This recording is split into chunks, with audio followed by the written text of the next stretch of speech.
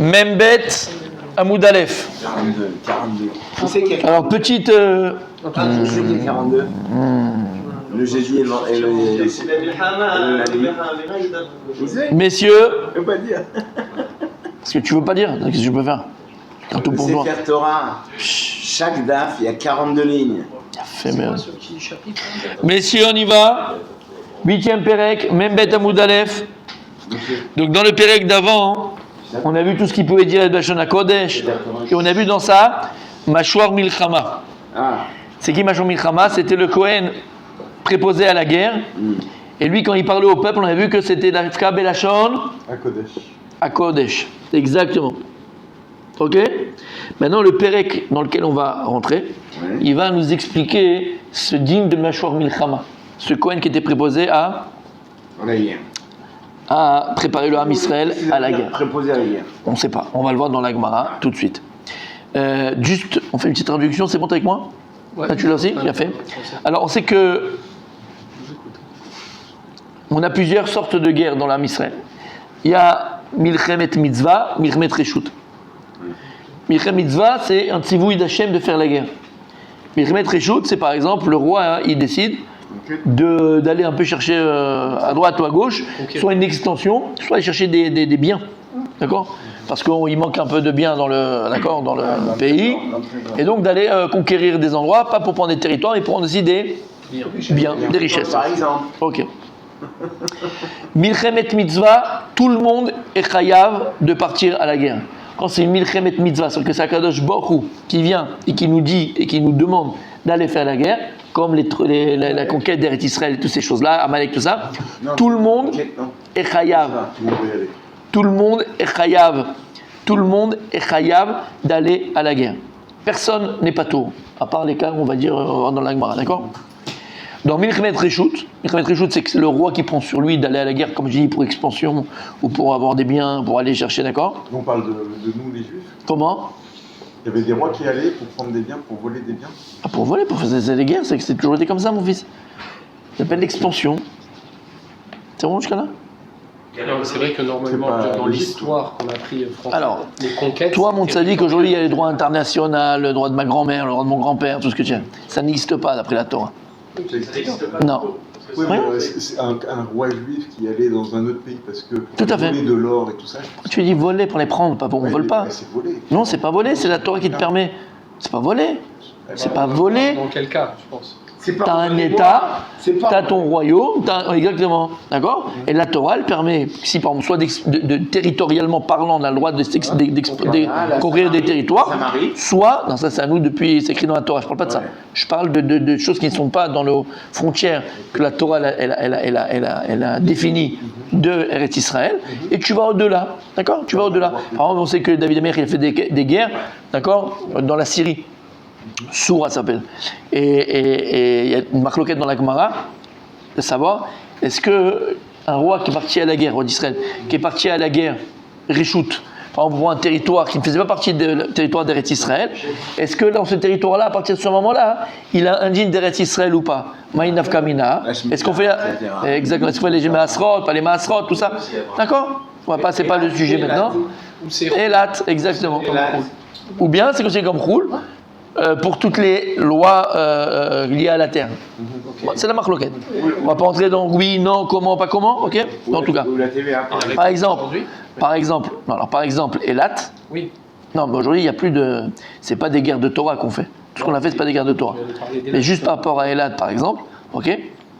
Pendant 40 ans, ou je sais pas combien de temps, Elat était considéré les cols d'Avar comme Chutzlaret.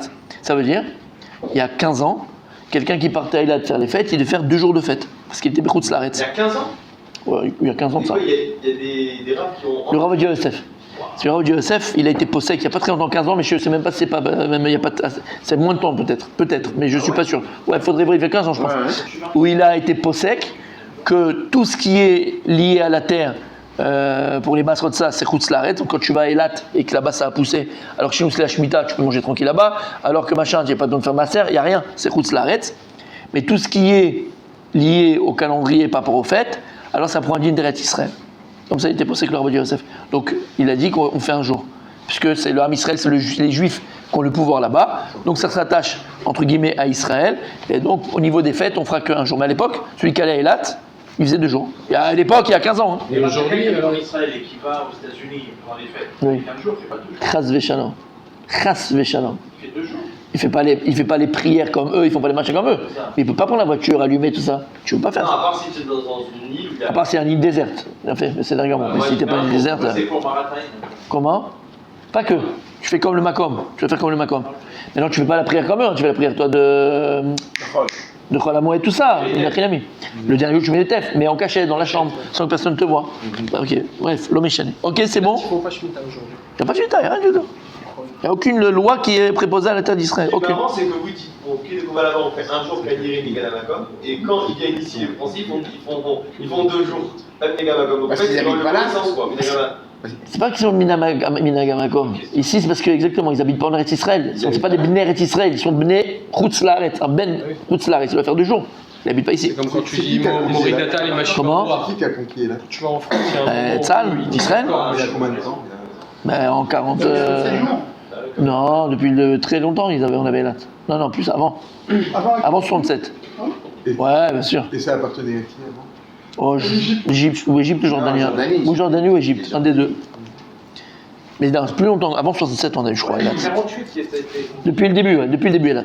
J'avais vu un redécommandé ça. En tout cas, écoutez, donc on a 2 milchamot. On a milchamat mitzvah, milchamet reshut. Milchamet mitzvah, tout le monde doit partir, il n'y a pas de pto, il n'y a pas de machin, on verra dans quoi. Milchamet reshut, quand c'est le roi, donc il veut étendre son territoire ou pour d'autres raisons, d'accord. Il y en a qui ne sortent pas à la guerre pour ça. Il y a des ptours, il y a des exceptions et des exemptions. Ok. Maintenant, on va voir que c'est pas parce qu'ils sont exemptés qu'ils ne sont pas aidés. On va voir qu'ils restent en ligne arrière, ils préparent le lot, ils amènent à manger, toutes ces choses-là. Mais c'est pas qu'ils sont exemptés les gambrés. Après, il y en a qui sont exemptés les gambrés, on verra qui. Mais en tout cas, ils ne sont pas exemptés les gambrés. C'est ce qui a marqué dans la Torah, ça. La Torah, elle a demandé donc les manotes de nommer un Kohen qui sera Mashuach Milchama. C'est lui qui parlera au peuple qui sortira à la guerre, aux soldats, avant de sortir à la guerre pour les motiver, d'accord, exactement, pour les motiver. Par exemple, de ne pas avoir peur de nos ennemis. Tous les dynimes qui sont, d'accord, tous les dynimes, parce qu'il y a beaucoup de dynimes de partir à la guerre, le soldat juif, il a des dynimes à accomplir, il ne peut pas faire ce qu'il veut. Il y a des dynimes en ça, ok. Il doit faire le guet. Ok. Donc tout le Pérec va parler de la Milchemet Reshut, quand on partait aussi, toutes ces choses-là, ok. Et on verra, Be'ezrat Hashem, dans les mots et dans les phrases. On y va? Ça va me plaire. On y va. C'est déjà en guerre, toi. Meshuach Milchama, le Kohen chez Nimshach. Pourquoi on appelle ça Meshuach Milchama? Parce que lui, il était oint pour ce tafkid-là. Il était oint pour ce rôle-là. Et donc, il disait, avant de sortir à la guerre, des livrets chizouk. Et il disait, Beshash Medaber El Ha'am. Au moment où il parlait pour le peuple, Belashon HaKodesh Medaber. Il ne parlait que En hébreu. Oh, la Shon HaKodesh. La Shon HaKodesh, c'est pas l'hébreu. La Shon HaKodesh, la langue sainte. Quand tu traduis, je parle, d'accord. Non, si, mais je rigole. C'est-à-dire que quand tu es la Shon HaKodesh, c'est pas l'hébreu, c'est pas dire hébreu. Ivrite, c'est l'hébreu. La Shon HaKodesh, c'est la langue sainte. C'est pas un raccourci. C'est pas un raccourci. Ah, c'est une erreur. C'est une erreur de dire que c'est l'hébreu. Quand on dit la Shon HaKodesh, c'est parce qu'on appelle ça la Shon HaKodesh, la langue sainte. Quand on dit la Shon HaKodesh, c'est que ici on veut insister sur le fait que la langue hébraïque, voilà comment on l'appelle, elle est kadosh. C'est pas comme le français, c'est pas comme le turc, c'est pas comme le polonais. Chaque mot, chaque lettre. Rappelez-vous l'histoire, il y a fait mort, tu t'en rappelles pas? Tu t'en rappelles? Il a fait le Rav Shach, Zecher Tzadikosh Livracha. Lorsqu'il était âgé, il n'habitait pas très loin. Mamash, il était vraiment à côté de Jabotinsky. Poniovitch. C'est le Rosh Yeshivat de Poniovitch, juste à côté. Et quand il était âgé, il avait du mal à se déplacer, il avait du mal à avancer. Et il y avait un élève qui toujours dormait avec lui pour s'occuper du Rav, l'amener, le ramener, le rentrer. Et il tournait, tu vois, à chaque fois. Et il était arrivé à un niveau de fatigue très avancé, le Rav. Extrême. Il avait du mal à avancer. Pour faire 200 mètres, il mettait une demi-heure, quoi. C'était après mamache. Et une fois, il y avait donc un élève qui était avec lui, il va pour aller faire la tefila le matin. Donc il marche avec lui. Et puis il voit que le Rav, il bouge ses lèvres, quoi. Il bouge ses lèvres. Il dit, peut-être qu'il veut me parler, il est fatigué, alors il se rapproche. Et il dit pas, il entend le Rav dire, enfin, Aleph, Bet, Gimel, Dalet, He, Vav, Zayin, Chet, Tet, l'alphabet. Ça y est, quoi, il a disjoncté. Et tout le chemin jusqu'à au retour, retourne d'abord, c'est pas possible. Il faut que je m'en ouvre, qu'est-ce qui se passe? Donc il est parti, il va voir le Rav comme ça, il lui dit Rabbi, ça va, tout va bien. Je sais pas, tu me poses la question. Il dit allez, vous avez fait Aleph Bet, à le retour Aleph Bet, tout va bien, ça va. J'ai plus la force. Exactement. Il a dit mon fils, j'ai plus la force d'étudier, j'ai plus à parler, j'avais plus. Mais Aleph Bet, l'alphabet, je peux encore le prononcer. Même sur ça, j'aurai un salaire. Comment c'est possible? Pourquoi tu dis Aleph Bet? Quand tu dis ABCD, tu as un salaire de quelque chose. Aleph, c'est qui Aleph? Aloufo Shel Olam. Pourquoi Aloufo Shel Olam? Vous vous rappelez ce qu'on avait dit? Non? Ok. Tout commence de Yud Ke Vav Ke. Tout commence de Yud Ke Vav Ke. Dis le Shlakadosh, avant ça, tu n'as pas le droit d'aller voir, tu t'arrêtes là. Tout commence de Yud Ke Vav Ke. Yud Ke Vav Ke, c'est le tétragramme. C'est le nom à partir duquel Akadosh Baruch Hu a tout créé. Yud Ke Vav Ke. C'est bon? À partir de Yud Ke Vav Ke, Akadosh Baruch Hu crée le monde, il va casser les kelim. Les kelim, c'est ce qu'on appelle les sphirotes. Les sphirotes, les 10 sphères. Dans les 10 sphères, d'où elles proviennent? Keter, Chochma, Bina, Chesed, Gvura, Tiferet, Netzach, Hod, Yesod et Malchut. Les 10 sphères. D'où elles proviennent? De Yud Ke Vav Ke. Le Yud, il y a un petit épine. C'est le Keter. Le Yud, c'est la Chochma. Le He, de Yud Ke, Yud He, le He, c'est Bina. C'est bon? Le Vav, c'est les 6 autres. Chesed, Gvura, Tiferet, Netzach, Hod, Yesod. 6. Vav, c'est 6. Et le dernier He, c'est Malchut. Donc les 10 sphirotes, les 10 sphères, elles viennent elles-mêmes de Yud Ke Vav Ke. Maintenant, c'est quoi Yud Ke Vav Ke? Quand on parle de Yud Ke Vav Ke, on parle de Or Eloki, d'une lumière spirituelle, divine. Alors cette lumière divine, c'est quelque chose de très abstrait si on ne la comprend pas. Et en fait, c'est quoi la lumière divine? C'est quoi la lumière? C'est quoi Yud Ke Vav Ke? C'est Retzon Hashem. C'est la volonté de Dieu. La lumière de Dieu, c'est sa volonté. C'est vrai que la volonté de Dieu, c'est elle qui nous éclaire, comme lumière. Maintenant, la volonté de Dieu, elle est infinie, puisque Hashem, il est Aya Oveveye. Maintenant, Kadosh Baruch Hu, il va vouloir dévoiler sa volonté, donc se dévoiler à travers sa volonté à un être fini, qui est l'homme, l'humain, toi, moi. Mais il est impossible à un être fini d'appréhender l'infini. Alors comment Kadosh Baruch Hu, il va nous permettre d'appréhender sa volonté? Donc ce qu'il est, dans le sens infini du terme, on dit c'est toute la hanava de Dieu, c'est toute l'humilité de Dieu. Kadosh Baruch Hu Kaviachol, il va rétracter sa lumière, rétracter sa volonté. Comment? Il va utiliser des filtres. Yud Ke Vav Ke, c'est l'infini. Il va utiliser 10 sphirotes, 10 filtres qui vont filtrer. Et plus tu vas descendre dans les sphères, et plus la lumière de Dieu elle est filtrée. Plus cette puissance rouhanite spirituelle est filtrée. Plus la volonté de Dieu elle est filtrée. Jusqu'à qu'on passe de Keter jusqu'à Malchut. Malchut, quand ça arrive à Malchut, Malchut c'est la dernière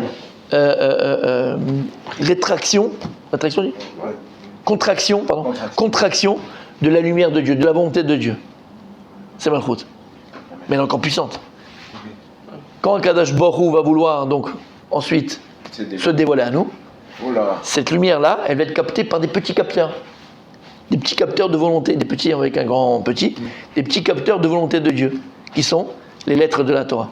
Les 22 lettres de la Torah contiennent en elles la lumière divine, et donc la volonté divine. C'est pour ça qu'Akadosh Baruch Hu, il se montre à nous, il se dévoile à nous, à travers les lettres de la Torah.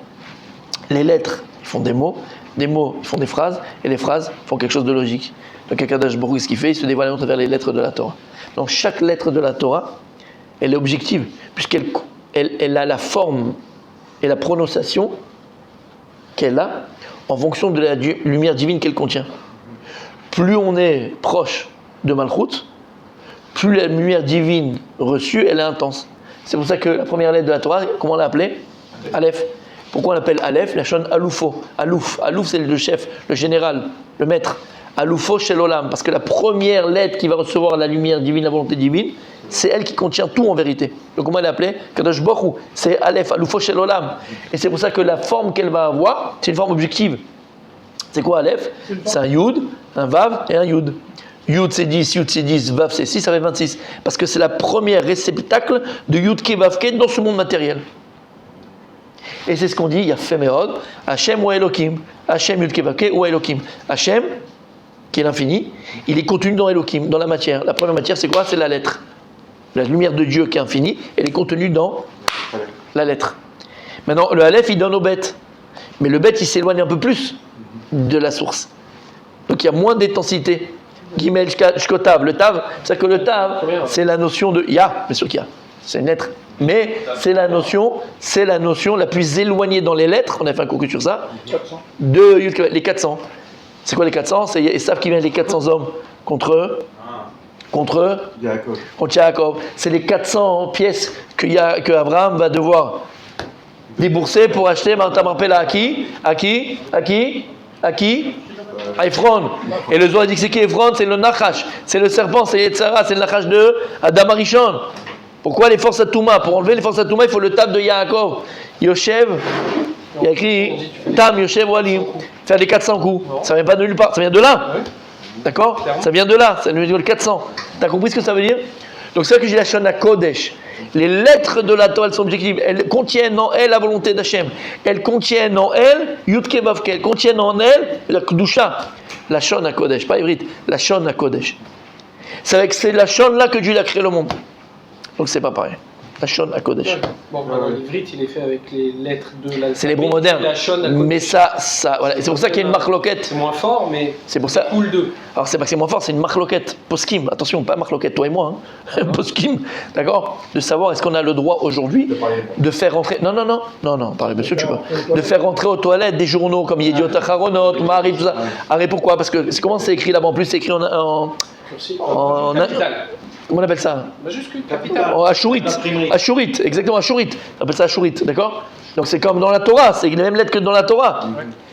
Mais c'est plus la Shona Kodesh, c'est de l'hébreu moderne. Alors il y a des poskim qui disent que quoi? Que l'hébreu moderne n'a aucune valeur à côté du Shona Kodesh. Ils disent tu peux rentrer les journaux, tu peux rentrer le machin, parce que ça diminue. Ça a vidé. C'est pas si la diminué, il y a des poskim qui disent que ça a vidé complètement l'essence spirituelle de la langue à Kodesh. Et il y en a qui disent que non. Ce sont les mêmes lettres. Alors oui, il y a eu des changements, il y a eu des machins, tout ça. Ça a diminué de sa valeur, mais ça garde malgré tout la valeur de. C'est pour ça qu'on est possèque aujourd'hui. Et on fait comme ceux qui pensent qu'on ne peut pas rentrer des journaux dans les toilettes, des journaux, même si c'est des journaux qui parlent de tout et de rien, parce que les lettres, encore, elles ont cette valeur, même si ça a diminué de sa valeur, ça reste malgré tout, d'accord, une doucha. Quand tu vois un texte en hébreu, pour eux, c'était kadosh. C'est kadosh, même un journal. Un journal. Exactement. Exactement. Par contre, la forme des lettres, telle qu'on les connaît aujourd'hui, elle est c'est pas la même. Plus récente. Tout à fait. Non. C'est à Babel. Ashurit, ouais, Ashurit. Exactement. Mais donc, mais attention, ne te trompe pas, il les avait ces lettres-là, comme dit le Ramban. Vadaï. Il les avait. Voilà, exactement. Dans le Sefer Torah ou vous parlez des Chadashot, des trucs? Chadashot. Plus les mêmes. Dans le Sefer Torah, c'est les mêmes. Ils n'ont pas changé les. Non, si, c'est l'écriture, ouais. Ils avaient les deux, ils avaient Ashurit et ils avaient une autre. Exactement. Mais le Sefer Torah que Moshe a écrit. C'est Ashurit. C'est Ashurit. L'écrit en Ashurit. Ouais, Ashurit. D'accord. Même les Hazard des Tout à fait. Exactement. Bon, il est parti, il est 10h là. Ah oui, bon, alors on commence demain. C'est Ramban qui dit. Le Ramban, si je ne me trompe pas. Le Ramban. Et quand Moshe il a eu la Torah, il n'y avait pas d'espace. Si, on a reçu avec l'espace. Quand on était dans le ciel, il n'y avait pas d'espace. Continue demain.